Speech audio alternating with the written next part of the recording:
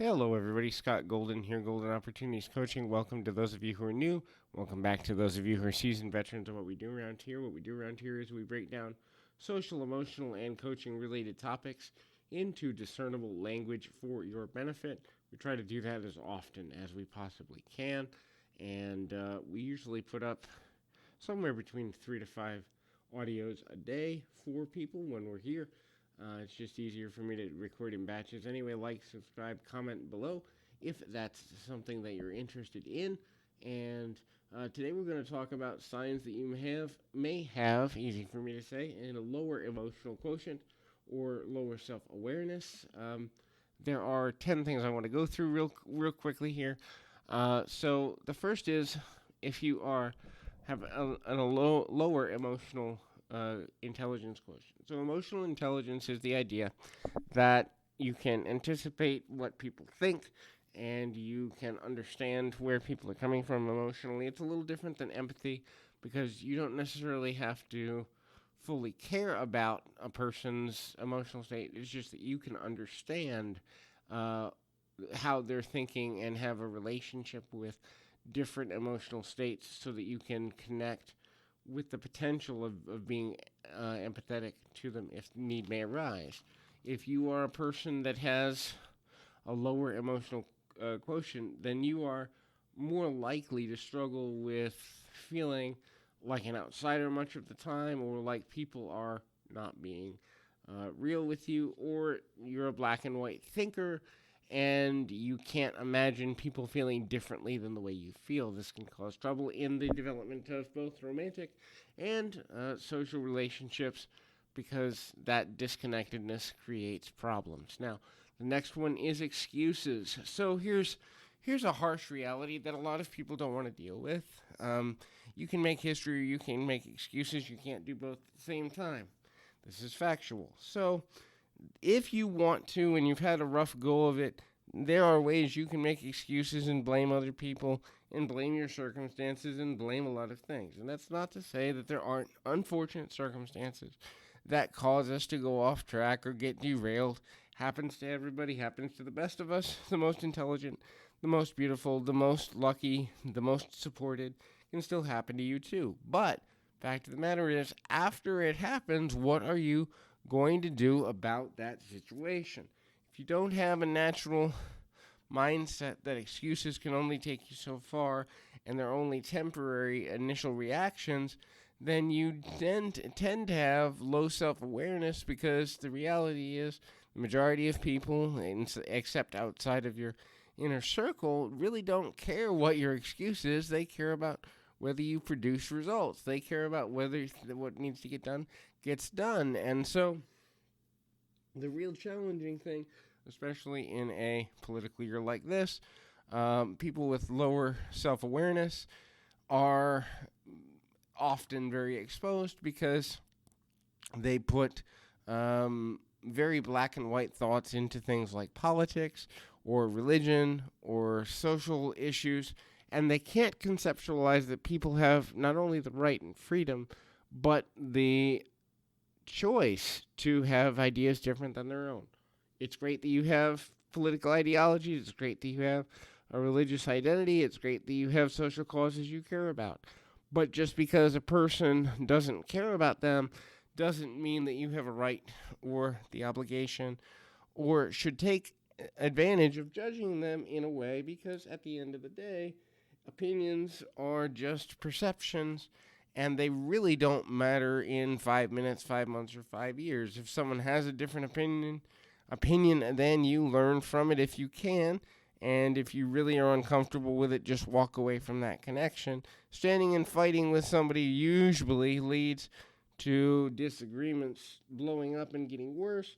Very rarely does it lead to a conversion unless one is able to back their opinion up with facts and the other person is open to receiving those facts. Now, the next one is low empathy. Now, people get confused about what empathy is. Empathy is the ability to connect with and understand completely and show care about another person's emotional state. It does not necessarily mean agreement or that you need to save them or that you need to do anything other than identify with them for how they feel and try to be a listening ear if requested.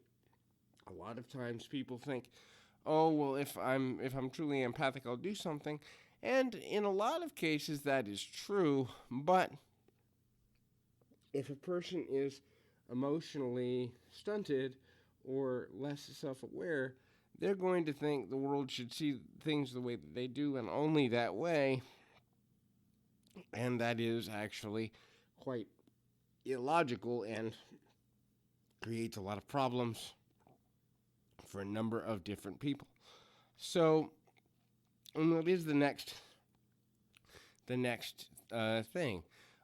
People with low self-awareness tend to have a lower amount of logic that is at their beck and call or on their command, meaning they are going to react emotionally and usually negatively often and irrationally often because they think their way is the only right way, and that black and white thinking, which truthfully comes from some degree of indoctrination, be it through family, friends, social or political groups, or any other numbers of things, borderlines on brainwashing. In that, here's the truth. Here's an interesting truth that a lot of people don't want to deal with. Everything that you currently believe, somebody taught you.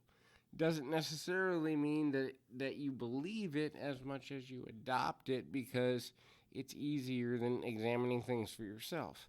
Very few people in society, 10 to 20%, actually go through their own beliefs and go, "I believe this is correct because," or this is right for me because. And only people that are truly into self-reflection and introspection have the desire and the consistency to do that. The next one is a person with low self-awareness will suppress their emotions. Now, this is usually because of one of two main motivating factors.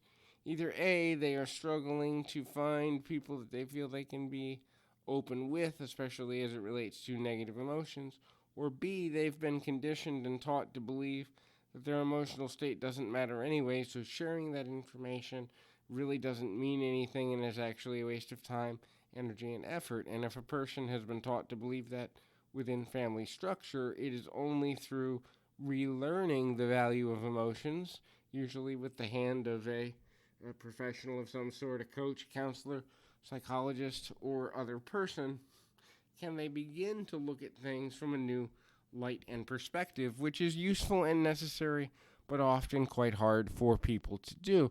The next one is people with low self-awareness have no goals because they don't really have, and I'll branch these next two together. They often do not have a clear self-identity. Who am I? What are my preferences? What are my likes? Why am I on the planet? What am I looking to accomplish? How will I know when I've accomplished it?